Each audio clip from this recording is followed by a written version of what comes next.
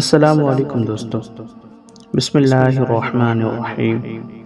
سونے سے پہلے کا عمل۔ نبی اکرم صلی اللہ تعالی علیہ وسلم ہر رات جب بستر پر آرام فرماتے تو اپنی دونوں ہتھیلیوں کو ملا کر، یعنی جیسے دعا کے لیے دونوں ہتھیلی کو ملاتے ہیں، ویسے آقا کریم صلی اللہ علیہ وسلم اپنے دونوں ہتھیلیوں کو ملا کر سب سے پہلے قل هو اللہ احد، پھر قل اعوذ برب الفلق، اور پھر قل اعوذ برب الناس، یعنی تینوں سورتیں مکمل پڑھ کر ان ہتھیلیوں پر پھونکتے اور پھر دونوں ہتھیلیوں کو جہاں تک ممکن ہوتا اپنے جسم پر پھیرتے تھے۔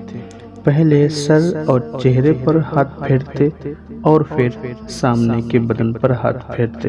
یہ عمل آقا کریم صلی اللہ تعالی علیہ وسلم 3 دفعہ 3 مرتبہ کرتے تھے۔ ہم غلامان مصطفیٰ کو سونے سے پہلے یہ عمل ضرور کرنا چاہیے۔